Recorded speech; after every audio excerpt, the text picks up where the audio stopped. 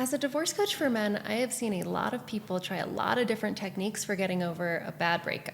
I mean, breakups don't get much worse than divorce, especially if you've got kids together or have been married for a long time. So I have seen literally hundreds of men try varying degrees of no contact or avoiding their ex. And based on their experiences, I really cannot suggest it or recommend it as the most effective or even a very helpful way to move on from your ex. No contact does serve a really important purpose for some people. So in this video, I'm going to touch on where no contact is helpful, why it falls short when it comes to really letting go and moving on from a relationship, and what you can do instead, what I've seen consistently and reliably help people move on from the worst kind of breakup there is. All right, so let's start with what no contact is good for. If you are coming out of a relationship where there was any degree of abuse or cruelty, no contact can be really helpful because it gives you the time and the space to calm your nervous system, regulate your emotions, and basically get out of the fight or flight response that you're constantly in when you're in an unsafe or abusive environment. It can basically give you room to get your emotions wrangled, to calm down and take the edge off that constant sense of anxiety or anger. And there are times for many people coming out of really difficult relationships where that is absolutely essential to both your sanity and even your survival. So that's where I see no contact having a real and important role. However, that's about helping your nervous system calm down so that then you can think clearly and move forward. But the no contact is not what's going to help you actually let go of that person and move forward.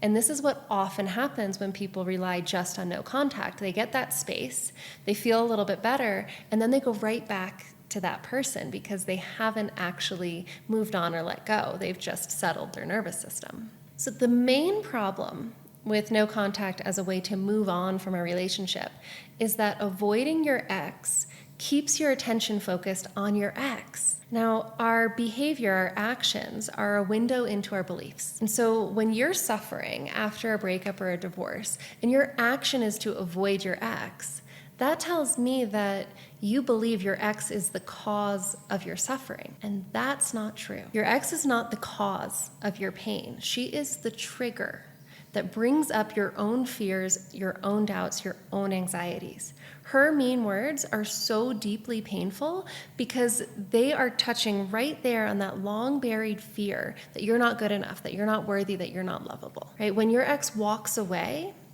that ignites all of your fears of being alone, of being abandoned, of being rejected, all of your anxieties about a future that you had envisioned one way that's no longer going to be like that. Your ex is the trigger. She's not the cause. And now all of those fears and doubts that you have in response to the end of this primary relationship in your life are normal. They're valid. They are the most human response there is.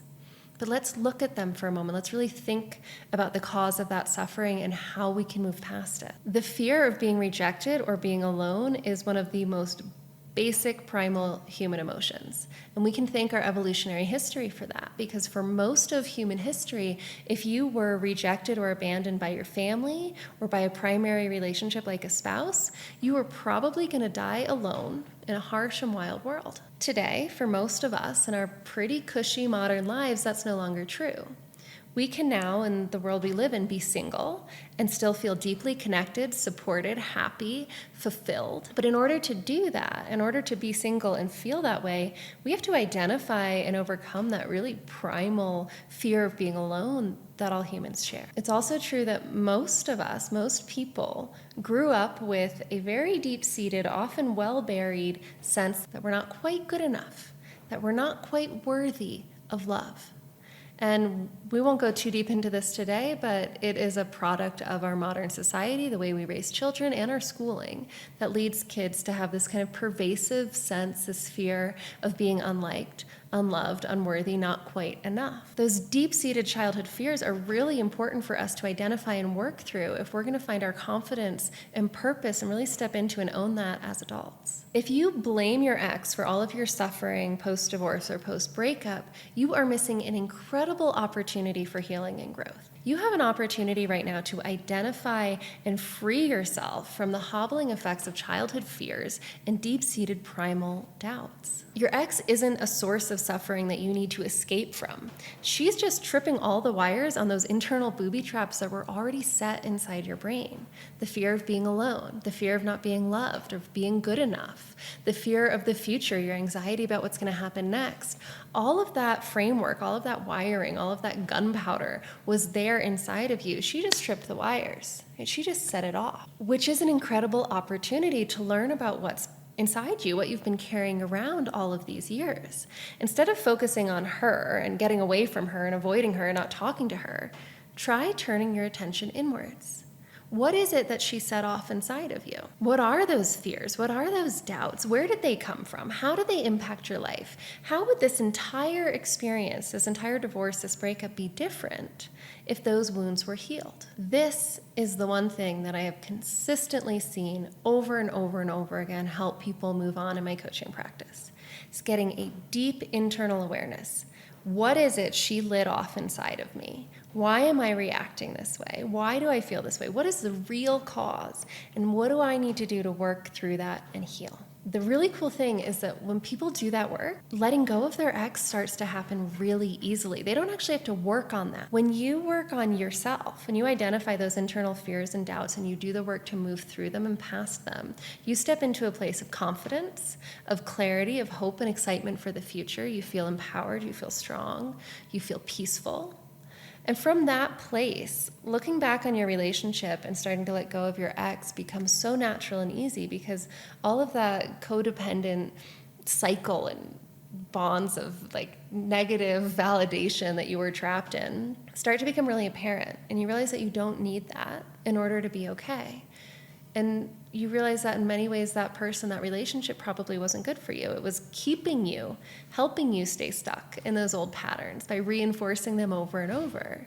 So when you feel strong and calm and happy and empowered, letting go becomes really, really easy. And this is why I hope that even if you use a period of no contact to give your nervous system a break, that you will not continue to give all your power to your ex. Do not stay focused on your ex. Turn your attention inward and start to get curious about what it is that your ex set off inside of you, because that is where your power to heal and move on really lies. If you would like more guidance on how to do that, because yes, it is a bit of a complex undertaking, then please check out my free masterclass. It's called How to Take Back Control of Your Life After Divorce, and it gives you detailed step-by-step process, a roadmap for doing this internal work, for becoming aware of your own internal fears and doubts so that you can overcome them, move on, and heal in a way that really works without just giving all of your power over to your ex and remaining a victim of that relationship even after you're out of it. You can click this link here to join me in the masterclass, or you'll find the link in the video description below. I look forward to seeing you there.